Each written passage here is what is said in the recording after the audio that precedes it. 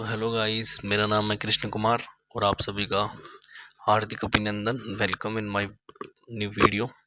और आज की जो वीडियो होने वाली है वो कलाम के माइनर टेस्ट, कलाम का जो माइनर टेस्ट है वो हो चुका है और 3 टेस्ट इसके हो चुके हैं माइनर, और मेजर टेस्ट अभी इसका नहीं हुआ। तो अपन माइनर टेस्ट की चर्चा करेंगे, जीके की। और इसमें 100 क्वेश्चंस है, तो अपन इस वीडियो में शायद जहाँ तक है 20 या 30 क्वेश्चन या 50 क्वेश्चंस भी कर सकते हैं, लेकिन वो टाइम के ऊपर रहेगा कि वीडियो कितनी लेंदी होती है ना। या 50 क्वेश्चन भी अपन कर सकते हैं, लेकिन जो भी भाई नया है वो वीडियो को, वो चैनल को सब्सक्राइब जरूर करेगा, क्योंकि वीडियो बनाने में बहुत टाइम लगता है। ये सभी चीज़ें और आपके लिए ही है, कंटेंट इतना अच्छा कंटेंट आप सभी के लिए ही है, तो चैनल को जरूर सब्सक्राइब करें, है ना। तो चलते हैं अपने वीडियो पे, अपने कंटेंट पे, है ना। और सभी को बता दूं, इंग्लिश की जो भी भाई है वो इंग्लिश से है तो इस चैनल से ज़रूर जुड़े, क्योंकि मैं पर्सनली इंग्लिश से हूँ और आप सभी को इंग्लिश में थोड़ा बढ़िया कंटेंट उपलब्ध कराऊंगा। और कलाम की टेस्ट सीरीज जो है इंग्लिश की वो भी शुरू हो चुकी है, उसमें भी 3 टेस्ट हो चुके हैं। तो अगली जो टेस्ट सीरीज है अपनी वो ये इन्हीं की रहेगी, इंग्लिश की रहेगी मतलब। और आप सभी को, इंग्लिश वालों को कमेंट करना है, नीचे कमेंट में लिखना है इंग्लिश। अगर जिन भाइयों को चाहिए वो इंग्लिश ज़रूर लिखे नीचे, तभी मैं टेस्ट शुरू करूँगा, क्योंकि मेरे को पता ही नहीं चलेगा कौन सा बच्चा इंग्लिश का है और कौन सा बच्चा और किसी सब्जेक्ट का है, क्योंकि ये जो पेपर है वो सभी में कॉमन है, तो सभी बच्चे इसको देखेंगे।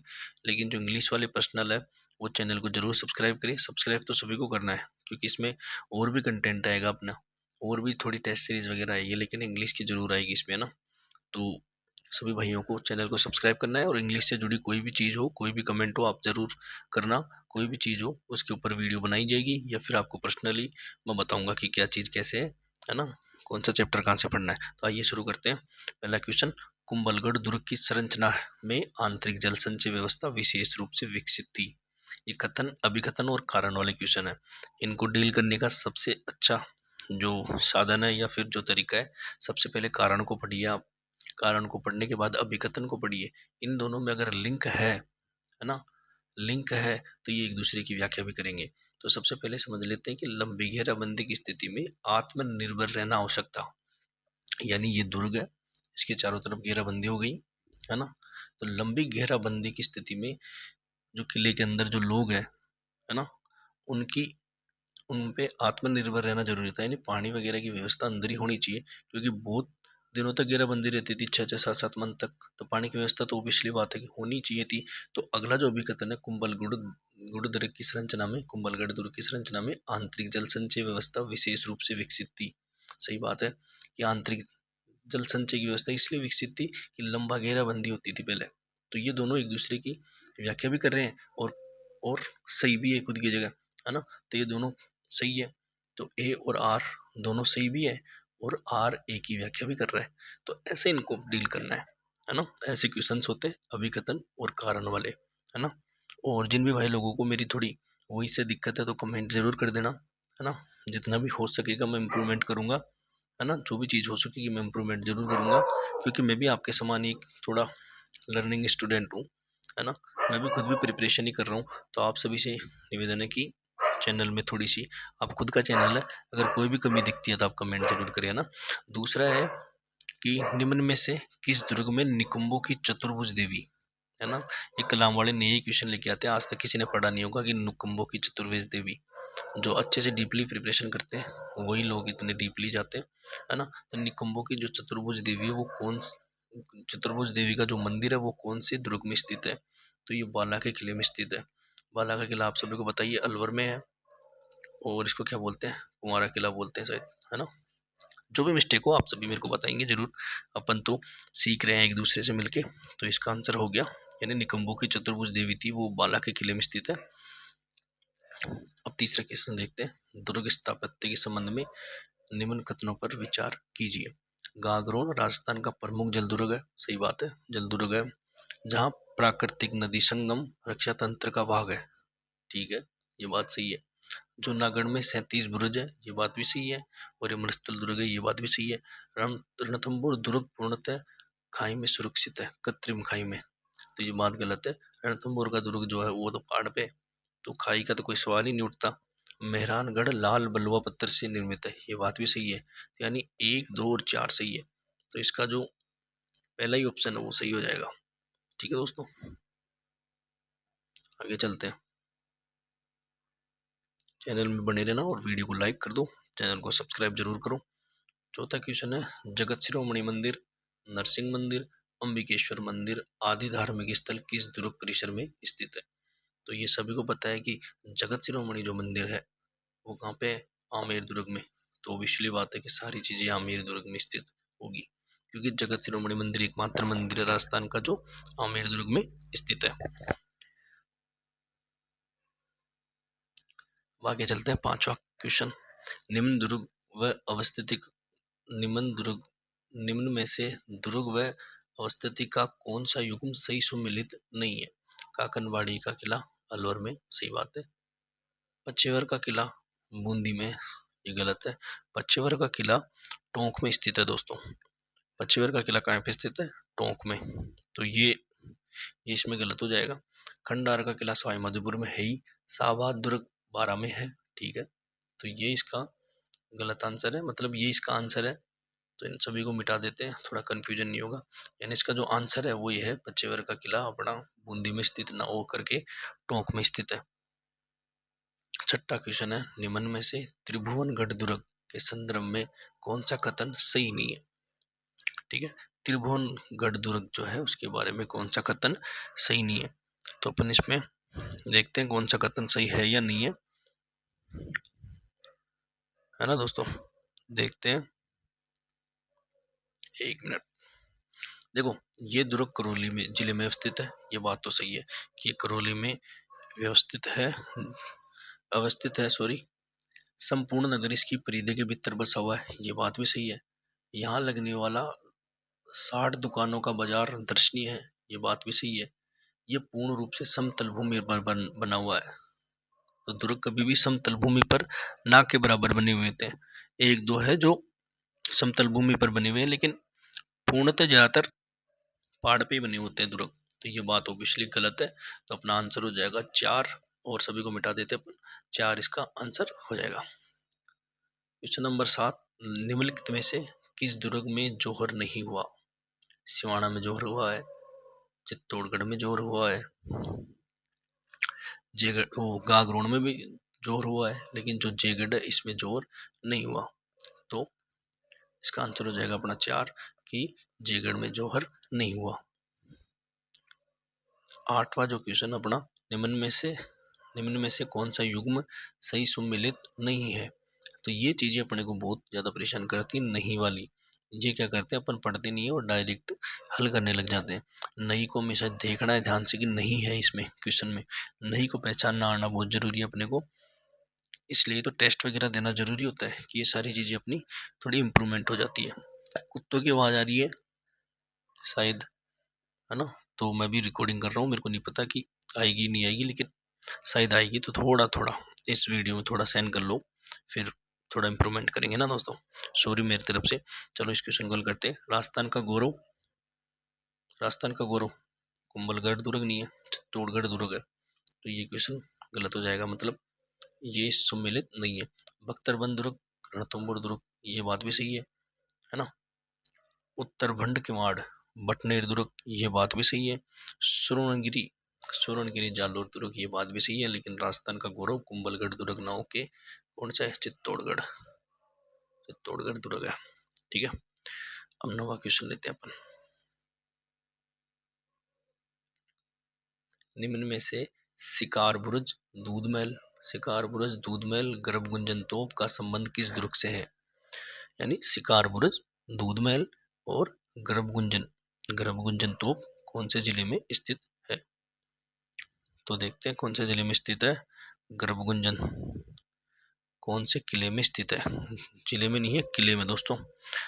निम्न में से शिकार बुरुज, दूध महल, गर्भ गुंजन कौन से दुर्ग में स्थित है? मैं थोड़ा नर्वस हो रहा हूँ, तो आप थोड़ा सा क्षमा करना मेरे को, है ना? तो 90 का जो आंसर हो जाएगा वो होगा तारागढ़ बूंदी में, यहीं पे है शिकार बुरुज, दूध महल और गर्भ गुंजन तोप, ठीक है दोस्तों, आगे चलते हैं। निम्न को पढ़िए और सही विकल्प को चुनिए। रण रणथंभौर दुर्ग में सुपारी महल स्थित है, सही बात है। बादल महल भी है, 32 खंभों की छतरी भी है, तीनों सही है। ठीक है।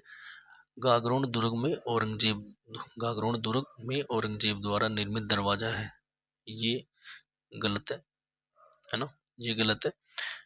फूटी बुर्ज, पीपली बुर्ज, इमली बुर्ज व खिड़की बुर्ज आदि नाहरगढ़ के प्राचीर में स्थित है ना।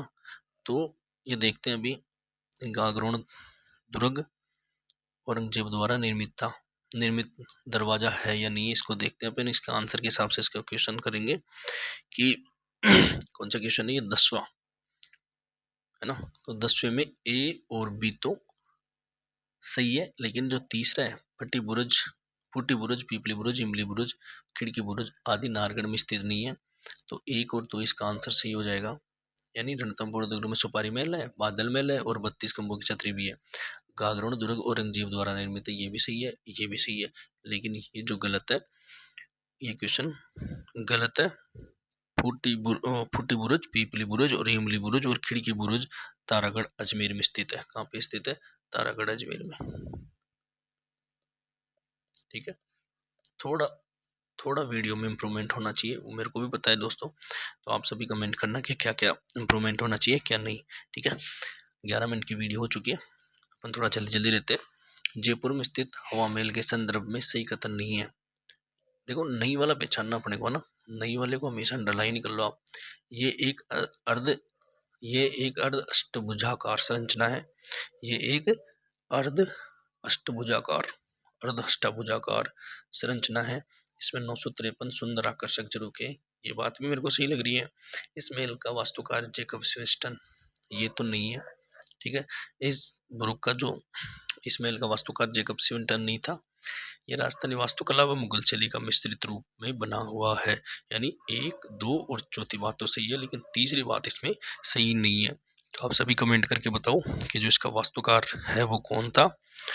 जरूर जरूर कमेंट करना कि इसका वास्तुकार कौन था। कमेंट आप कर लो पहले। वैसे मैं बता देता हूँ, इसका जो वास्तुकार था वो लालचंद उस्ता था। कौन था? लालचंद उस्ता। ठीक है, लालचंद उस्ता था। देखो, लिखने में तो इस पेन से अच्छा भी लिखा जा सकता है, लेकिन ये थोड़ा दूर रखा हुआ है टेबलेट, तो है ना, अपने को क्वेश्चंस करने हैं, जल्दी जल्दी करते हैं। 11 क्वेश्चंस हो गए, है ना। कोई भी गलती हो जाए मेरे से कोई भी क्वेश्चन में, तो आप सभी कमेंट जरूर करना, और आपका छोटा भाई पैर समझ के माफ कर देना। ठीक है। आमेर महल में स्थित दीवाने आम का निर्माण किसने करवाया था? आमेर महल में जो दीवाने आम है उसका निर्माण किसने करवाया था? 12वां क्वेश्चन है, कमेंट करिए क्या आंसर इसका। दीवाने आम का निर्माण किसने करवाया था? तो मिर्जा राजा जय सिंह ने दीवाने आम का निर्माण करवाया था। निम्न में से कौन सा युग्म सम्मिलित नहीं है? चित्रमहल, बीकानेर, ईदगाह कोठी, टोंक, एकथंबिया महल डूंगरपुर और किशोरी महल भरतपुर। तो कौन सा इसमें आंसर सही नहीं है, आप सभी बताएंगे। चित्रमहल कहाँ पे? चित्रमहल बीकानेर में नहीं है, जोधपुर में। ठीक है। तो ये इसका आंसर हो जाएगा कि चित्रमहल कहाँ पे? जोधपुर में, ना कि बीकानेर में। ईदगाह कोठी टोंक में, सही बात है। एकथंबिया महल डूंगरपुर में और एकथंबा महल जोधपुर में है ही। किशोरी महल भरतपुर में। ठीक है। चौदह क्वेश्चन में चलते हैं। चैनल को सब्सक्राइब करो दोस्तों, तभी अगली वीडियो आएगी। इतनी प्यारी वीडियो आपको दोबारा नहीं मिलेगी, नहीं तो जल्द से जल्द करो। देखो, बूंदी में स्थित सुख महल के संदर्भ में निम्न कथनों पर विचार कीजिए। इस महल का निर्माण राव उमेद सिंह ने करवाया था। ठीक है भाई साहब, करवाया था कि नहीं करवाया था, अभी देखते हैं, है ना। मेरे को तो लग रहा है कि इसका देखो आंसर देना है, कथन सही कथन का चयन करना है ना। तो उमेद सिंह ने सही नहीं करवाया था। यह महल कीपलिंग प्लेस के नाम से भी जाना जाता है, ये बात मेरे को सही लग रही है। इस महल का वास्तुकार सुखराम था, ये बात भी सही है। और 2 और 4 सही है, मतलब चौथा आंसर इसका सही है ना। सुखमहल बूंदी में स्थित है, और यह महल कीपलिंग प्लेस के नाम से जाना जाता है। इस महल का वास्तुकार सुखराम था। तो ये 2 चीजें यहाँ से याद करनी है। और इसका निर्माण जो है राजा विष्णु सिंह ने करवाया था। किसने करवाया था? राजा विष्णु सिंह ने, है ना। विष्णु सिंह ने करवाया था इसका महल का निर्माण। इसका निर्माण 1776 में राजा विष्णु सिंह ने अपने दीवान और वास्तुकार सुखराम की देखरेख में करवाया था। तो ठीक है, 14 क्वेश्चन हो चुके हैं अपने, है ना। मेरे को लग नहीं रहा कि आज 50 क्वेश्चन होंगे अपने, 20 पे गाड़ी रोकनी पड़ेगी अपनी। बीकानेर में स्थित लालगढ़ पैलेस का निर्माण किसकी स्मृति में करवाया गया था? तो बताइए, बीकानेर में स्थित लालगढ़ पैलेस का निर्माण किसकी स्मृति में करवाया गया था? जल्दी से बताइए, जल्दी से बताइए। नाम से ही लालगढ़ है तो लाल सिंह के नाम से, ठीक है, लाल सिंह के नाम से कब करवाया गया था? 1902 में। कब करवाया गया था? 1902 में। करवाया किसने था? गंगा सिंह जी ने करवाया था। गंगा सिंह जी ने, किसने करवाया था? गंगा सिंह जी ने करवाया था। गंगा सिंह जी ने अपने पिता की स्मृति में इसका निर्माण करवाया था। अलवर में स्थित मूसी महारानी की छतरी के संदर्भ में सही कथन नहीं है। ये फिर से नहीं आ गया। तो इसका निर्माण महाराजा बख्तावर ने करवाया था। सही बात लग रही है मेरे को कि इसका निर्माण महाराजा बख्तावर सिंह ने करवाया था, बख्तावर ने करवाया था। सही बात है, सही के निशान नहीं लगाना अपने को, गलत के लगाना है, ठीक है। इसका निर्माण बख्तावर सिंह ने करवाया था, सही बात है। ये संगमरमर के पत्थरों से बना हुआ है, ये बात भी सही है। यह पूर्णतः हिंदू स्थापत्य कला शैली में निर्मित है, ये बात सही नहीं है, पूर्णतः स्थापत्य शैली में स्थित नहीं है। और इसके 84 खंभ, इसमें कुल 84 स्तंभ है, तो ये बात भी सही है। यानी जो मूसी महाराणा की छतरी है उसमें देखो, इसका निर्माण बख्तावर सिंह ने करवाया था, सही बात है। ये संगमरमर के पत्थरों से निर्मित है और इसमें 84 खंभे स्थित है, तो ये तीनों बात इसमें सही है। और ये देखो, ये हिंदू शैली में नहीं है, ये उस शैली में, इस्लामिक शैली में स्थित है ये ना, हिंदू शैली में नहीं है। निम्न में से देवी कुंड सागर की छतरियां किस राज परिवार से संबंधित है? तो ये क्वेश्चन तो आप सभी को आता ही होगा, ये तो अपन पढ़े हुए हैं कि देवी कुंड की जो छतरियां कौन से राज परिवार से संबंधित है। देवी कुंड की जो छतरियां हैं वो बीकानेर राज परिवार से संबंधित है। तो आप सभी बताना कि जयपुर जो है, जयपुर के राज परिवार की कौन सी है? गेटोर है। उदयपुर जो है उसके राज परिवार की कौन सी है? मां सतियों का टीला। कौन सी है? मां सतियों का टीला जिसे अपन बोलते हैं। जोधपुर की जो है मंडोर की छतरियां, कौन सी है? मंडोर की छतरियां। लेकिन जोधपुर में जो महारानियों की छतरियां हैं उनको बोलते हैं पंचकुंडा की छतरियां, ठीक है। तो यहाँ से अपन 3-4 क्वेश्चन अपने सही हो चुके।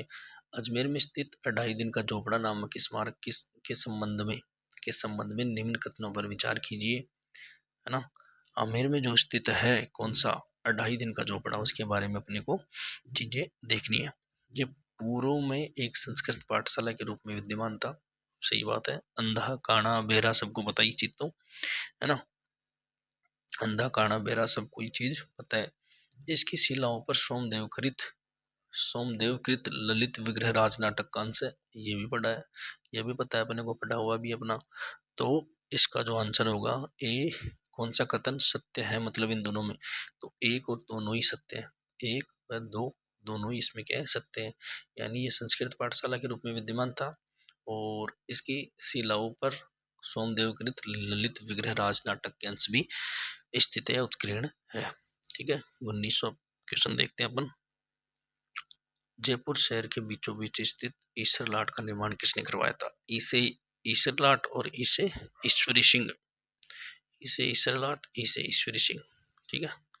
ईश्वरी सिंह क्यों करवाया था, इसका भी आंसर आप दे सकते हो, कमेंट बॉक्स आपके लिए खुला है, ठीक है।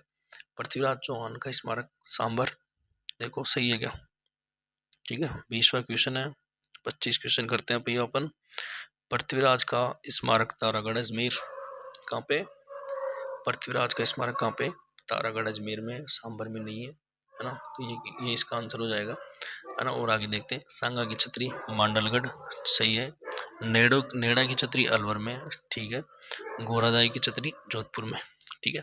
तो ये 20 क्वेश्चन हो गए, मैं आगे नहीं करवा रहा क्योंकि बाहर से थोड़ा डिस्टर्बेंस बहुत ज़्यादा हो रहा है, कुत्तों के पता नहीं क्या हो जाता है यार। अब देखो मैं सारे दिन से बैठा हूँ, लाइब्रेरी भी गया हूँ, शाम को आया हूँ, रात का टाइम देखा हूँ कि वीडियोस बनाएंगे, लेकिन अब ये पता नहीं इन कुत्तों के क्या ही हो जाता है यार, इतना भयंकर गुस्सा आता है, ना सोने देते हैं ना चैन से कुछ करने देते हैं, हु हु हु, पता नहीं क्या ही चाहते हैं यार, ठीक है। तो इस पे रिस्पॉन्स अच्छा मिलना चाहिए दोस्तों। जी जान लगा दो रिस्पॉन्स देने में। 20 क्वेश्चन किए अपन ने, है ना, 20 क्वेश्चन किए हैं। चलो थोड़ा और कर लेते हैं, 25 क्वेश्चन कर लेते हैं इसमें। निम्नलिखित में से अरावली पर्वत की चोटियों का ऊंचाई के अनुसार सही घटता क्रम पहचानिए। आप स्किप करके वो थोड़ा रोक के आप खुद भी बता सकते हो, लेकिन अपन देख लेते हैं। सबसे पहले टोडगढ़, तारागढ़, नागपाड़, खो, रघुनाथगढ़, बैराज। तो इसका जो आंसर है मैं बता देता हूँ। पहला ही है इसका, है ना, टोडगढ़ की है 934, इसकी है 873 तारागढ़ की, 936 टोडगढ़ की, 873 तारागढ़ की, और नागपाड़ की है 795। तो ये इसका आंसर हो जाएगा। 22 में देखते हैं, असुमिलित युग्म को पहचानना। इसमें हाड़ौती, हाड़ौती 22वां जो आंसर है उसमें पहचानना है। हाड़ौती प्रदेश है, उसमें आता है गंगधार उच्च भूमि, गंगधार उच्च भूमि। सही बात है कि हाड़ौती प्रदेश में आती है। लूणी बेसिन में आती है हिंगलाज का मगरा, लूणी बेसिन में हिंगलाज का मगरा भी आता है साहब, सही बात है। उदयपुर बेसिन में सतुर चोटी आती है, नहीं, सतुर चोटी कहाँ आती है इसमें, नहीं आती। तो ये इसका आंसर हो जाएगा। मध्यमाई बेसन चप्पन का मैदान आता है, ये भी आपको सही पता है। देखो ये हिंगलाज का मगरा, फलाना ढिमका, ये कलाम वाले लेके आते हैं, और ऐसे क्वेश्चन अपने सेकंड ग्रेड में आएंगे भी नहीं। लेकिन कभी आ जाए, दशा खराब हो अपनी, तो अपने को देखना चाहिए। कलाम वालों की यही चीज खराब लगती है मेरे को, ये ट्रेंड के हिसाब से नहीं चलते, ये पता नहीं कौन कौन से क्वेश्चन लेके आते हैं। लेकिन 100 क्वेश्चन में से 75 क्वेश्चन इनके अच्छे होते हैं, ये पूरे चैप्टर को कवर करवा के चलते हैं। और आज का ट्रेंड ऐसा ही है कि हर चीज अपने को आनी चाहिए, तो सही है, फायदा ही होगा इससे अपने को। क्योंकि 1-2 क्वेश्चन से आते हैं ऐसे, यानी 100 में से 5 क्वेश्चन मान लो जो ऐसे आते हैं, और सारे सही आते हैं इसमें, है ना। अब 23वां क्वेश्चन देखते हैं, वही असम्मिलित युग्म वाला क्वेश्चन है। 25वां ना, कौन सा है, 23वां क्वेश्चन, ठीक है। केवड़ा की नाल उदयपुर में स्थित है, सही बात है। पगलिया, चीलवाड़ा दर्रा राजसमंद में स्थित है, ये बात भी सही है। देशूर की नाल पाली में स्थित है, ये बात भी सही है।